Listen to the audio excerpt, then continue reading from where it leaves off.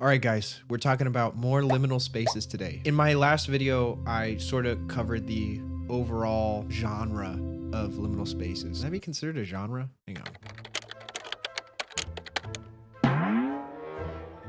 We'll take it. The images I found allowed me to recall some pretty vivid memories from my childhood. One particular shot I found reminded me of how scary it was to play Tomb Raider back in the day. And that got me thinking, if there are all these examples of liminal spaces that exist in real life, as well as some digital recreations of them, I wonder how deep the rabbit hole could go just with video games. I mean, I've been playing video games as long as I can remember, so there's gotta be some hidden unlockable memories in there somewhere. Sort of like the Animus in Assassin's Creed 1. Rather than just blind react to a bunch of pictures on Reddit, I'm going to specifically look at shots from games that I played as a kid. Let's get started.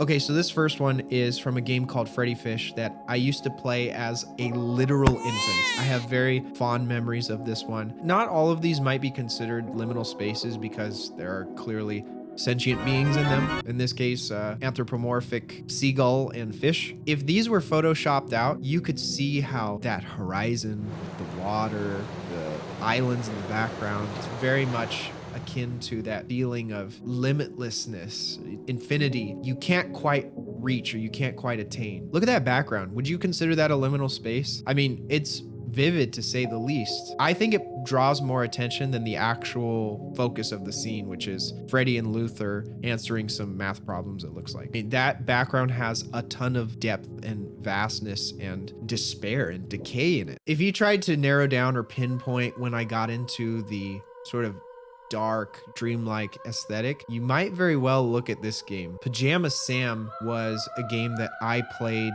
as a kid as well. It's part of the same brand that created Freddy Fish, which is Humongous Entertainment. And the story revolves around Sam going into his closet and then being transferred into this dark, dreamlike realm where there's talking trees, there's a talking boat. In fact, pretty much every inanimate object in that world talks and has a face. Yep, this is the one. I find this picture to be so iconic and inspiring. If you saw a video example of this, the lights would be flickering in the treehouse and the stars would be shining at different places and intervals. It's really beautiful art design for a kid's game from the early 2000s. I'm super grateful, one, that my parents bought this for me and that it existed during my time.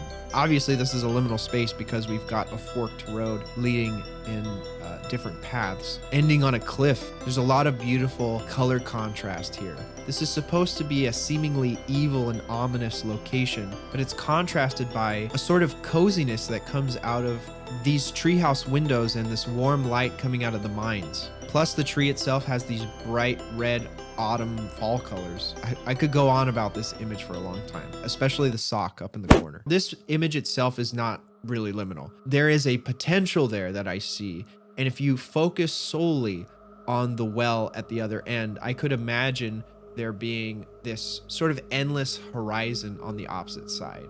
I think one of the big defining factors of liminal spaces is the potential that your mind fills. So you're looking at a location that leads somewhere, but you can't see the end point, and you are left to imagine it, whether that's a negative result or a positive result. It's kind of up to the viewer. I think I tend to err on the side of the positive when I look at this, even in the darker locations like subways and abandoned malls. A river or waterfall is not something that you would typically associate with being a path, but in this case it is. You see Sam and Otto are coming down from the very top and plummeting all the way to the bottom. The design and attention to detail. God, I love that night sky. I know that's probably not the thing that took the most work in creating this game, but it just speaks to me. I think Mech Warrior had a significant impact on my excitement for futuristic technology. Looking back, a lot of this stuff is pretty cheesy, but when you're a kid, everything seems super inspiring.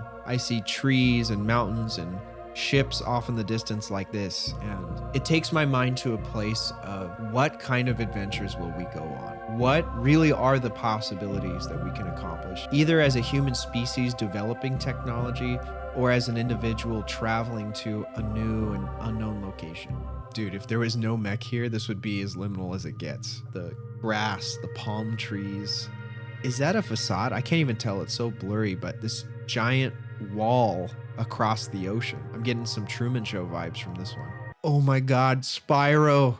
This brings me back to the PS1 days. Yeah, that makes a ton of sense now looking back. There was some unsettling feeling about all of these gorgeous locations you were in, but unoccupied by anything other than enemies. I feel like Spyro falls into that category with Super Mario. Super Mario has a ton of liminal spaces. How could I have missed this one? Of course, Mirror's Edge is a perfect example. The game is literally about traversing different locations alone. Sometimes with enemies, but mostly alone. Rooftops, hallways, large open areas, climbing. You can tell there are very stark color themes in each area that you visit. Tomb Raider is probably my #1 example of this. This game takes it even a step further by having large sections where there is no music. Not only are you not accompanied by other humans or sometimes even enemies, but there's no sound other than the ambient sound of the tomb or the trees, the foliage, the air passing through. The loneliness is almost palpable in this game. In fact, in order to make the game run properly on hardware at the time, the developers had to significantly decrease the render distance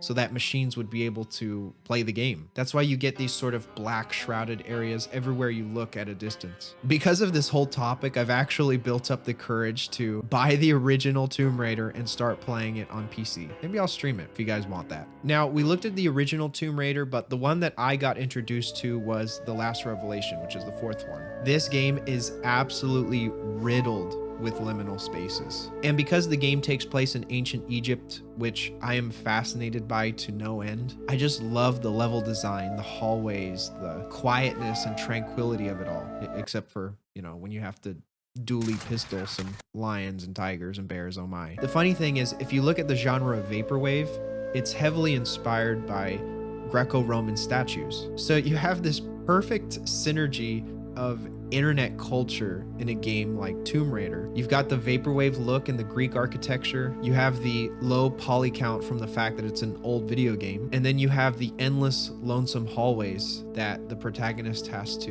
move through. This one reminds me so much of Half-Life 2, the big open areas that you would traverse, which is also a really good example of a game with liminal spaces. You've got this shot from Tomb Raider. Behind the actual location, you have more of those 2D trees that I'm in love with. It's always the location itself is interesting, and then my brain goes to, how do I get out of here so I can explore more? What is behind these walls? How expansive is this world? Now, obviously there's nothing there because the developers didn't put anything there, but the imagination, you must let it flow. I think this one right here might be the penultimate example of what liminal spaces in a video game are. It is the barest location that is meant solely to transition the player from one location to another. However, some of the best liminal spaces are the ones the players aren't even supposed to go to. When you look at a map, especially in a city type location, there's often buildings off to the side and roads next to those buildings to give the player the illusion that there are streets and that there's activity happening beyond the scope of where they're supposed to be going. But once you actually get there and you see more of the details of that spot,